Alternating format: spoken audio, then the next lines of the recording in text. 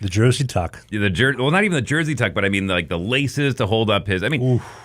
Those yellow laces all the way down to the knees. I took that from him. Mm-hmm. Great style when he had the jersey tuck all the way in the back. He took the Gretzky up to level 10. And then I remember, I think it must have been like 2013, 2014. They came out and said, hey, we have a new jersey deal. No more jersey tucks. Mm-hmm. You got to stop that. And so he would tuck it in warm-ups. But come game time, no more tuck. Like his iconic style was lost. I love the tinted visor too.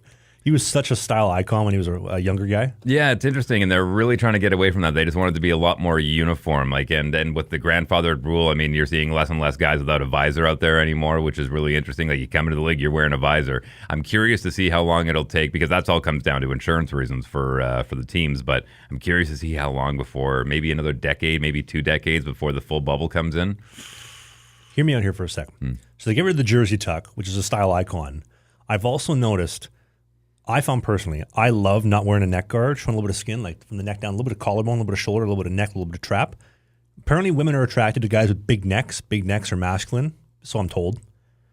I hate wearing neck guards. I don't know why guys want to wear neck guards and cover up more than that. You want to show some style. Yeah, but I think it's got to be safety first, right? I mean, the NFL's been, I mean, you're not even allowed to take your helmet off on the playing field in the National Football League. And a lot of these guys who are trying to expand their brand and trying to be more visible and whatnot want to be able to take it off after they score a touchdown. The league's like, nope, we'll let you celebrate during a touchdown. We'll bring that back. How about that? But they're really trying to I don't know. It's not that they don't want personality. They just want the right kind of personality. You know what I mean? Greatest celebration in NFL history. Randy Moss pulling his drawers down.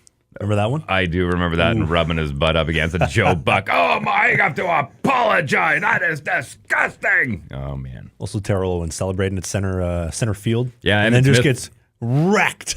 Emmett took some he didn't like that all too much, but I don't know, man. I like seeing a little bit of personality in there. I'll give a perfect example, a guy like Matt Sundin. One thing I love about Matt Sundin, doesn't matter if he was scoring his first goal of the season or his 50th goal of the season, hands in the air, big smile. I just scored a goal in the National Hockey League. It was never one of these, no big deal.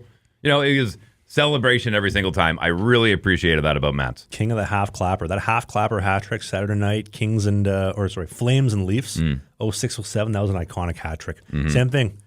Hands in the air. Let's go home, boys. Yep. Let's go downtown Toronto. Yeah, I think a good celly can. There's times where the celly is actually better than the goal, but it'll get you on the highlight reel if the celly's good enough. Artem Anisimov, one of the greatest cellies. He also retired recently, but the old the sniper. Yep. I like that one. Yeah. Riding the broom, Tiger Williams. Well, then iconic. You got to mention Teemu Selanne then. Yeah.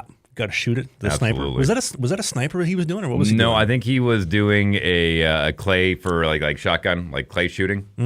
Right? Like you throw the disc up in the air. Yeah. And the shotgun. I don't know. That was iconic, man. Oh, that was great. Just chip it over the goalie. Fire it in for 70. The old Winnipeg Arena. Oh, look at it this way. Great example. That classic picture of Bobby Orr sailing through the air.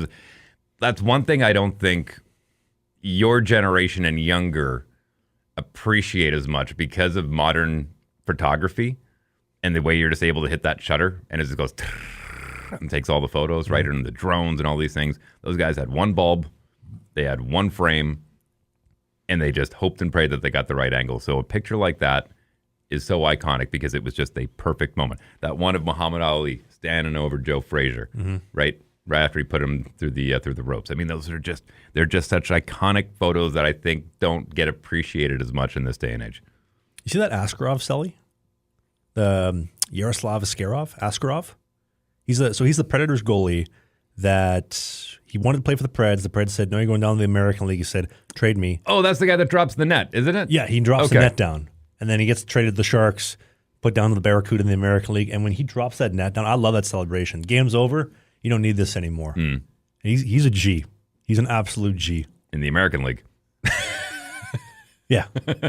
Top Askarov. Well, listen, this lends to a conversation we've been having over the last few episodes, but a lot of these players are like, nope, I'm not going down, It's like, well, if you're not going to go down, then you're gone. Hey, every Sunday, a new podcast goes up, but if you don't have time to watch the whole thing, there's clips everywhere and just segmented stuff on your favorite players. Go subscribe to Slang in the Biscuit podcast and Slang in the Biscuit clips and Slang in the Biscuit shorts and Slang in the Biscuit pants and Slang in the Biscuit hats and Slang in the Biscuit shirts.